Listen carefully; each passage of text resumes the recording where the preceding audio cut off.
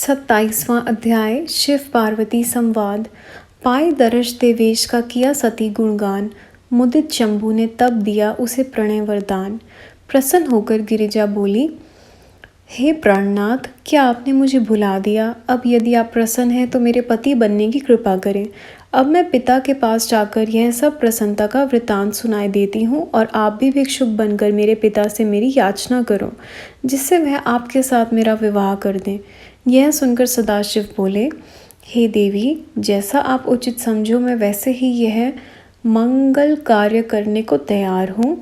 श्री पार्वती जी बोली कि आप श्री हिमाचल जी को जाकर कहें, मुझे अपनी कन्या का सौभाग्य दो और कन्या दान करके पुण्य के भागी बनो।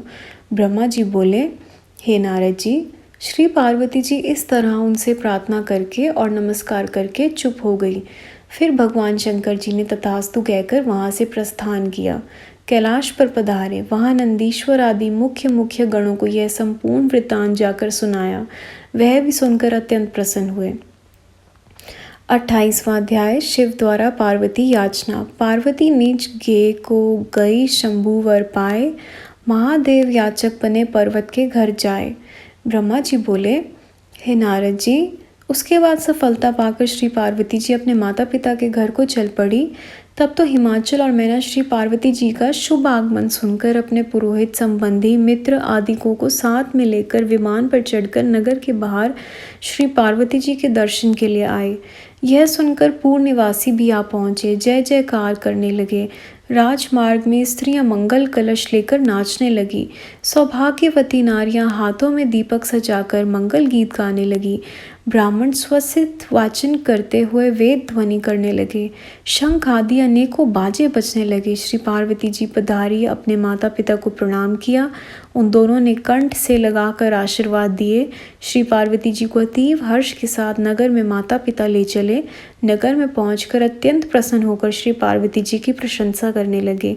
इसके बाद सबकी प्रसन्नता के लिए हिमाचल श्री गंगा जी पर स्नान करने को चले गए। उसी समय भगवान शंकर जी नट रूप धारण करके डमरू आदि बजाते तथा नाचते हुए मैना के पास आकर नाचने लगे तथा सींग डमरू की सुंदर ध्वनि करने लगे, जिसे सुनकर एवं देखकर नगर निवासी और मैना तो खुशी हो गए। श्री पार्वती जी भी उनका त्रिशूल आदि चिन्ह देखकर अपनी सुध बुध भूल गई। तब मैना स्वर्ण पात्र में रत्न आदि भर कर उन्हें भिक्षा देने लगी। भिक्षुक रूप रुद्रदेव यह देखकर बोले, यदि आप प्रसन्न हो गई हो तो अपनी कन्या का दान मुझे कर दो, इस भिक्षा की मुझे ज़रूरत नहीं।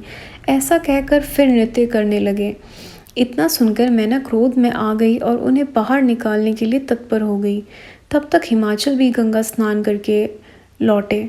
अपने आंगन में भिक्षुक को देखकर मैना से सारा वृत्तांत भी सुना। तब तो हिमाचल भी गुस्सा करके नौकरों से बोले, इस नट को शीघ्र ही बाहर निकाल दो। नौकरों ने उन्हें अग्नि के समान तेजस्वी देखा। वह सदाशिव को छू भी ना सके। तब सदाशिव ने अपने तेज से विष्णु आदि स्वरूप दिखाए। उन्हें देखकर हिमाचल भी अत्यंत आश्चर्य में आ गए। फिर भगवान रुद्र ने श्री पार्वती जी के साथ हिमाचल को अपना महाअद्भुत रूप दिखाया। फिर पार्वती जी की याचना करने लगे, किंतु शिव माया से मोहित हो हिमाचल ने उनके वचन नहीं माने।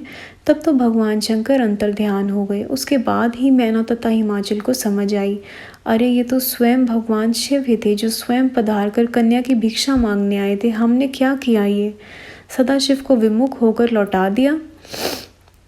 संगत जी, अध्याय यहाँ समाप्त होता है। कोई भूल चूक हुई हो प्लीज़ माफ़ करिएगा। अगला अध्याय, अगली वीडियो। ओम नमः शिवाय, शिव जी सदा सहाय। ओम नमः शिवाय, गुरु जी सदा सहाय।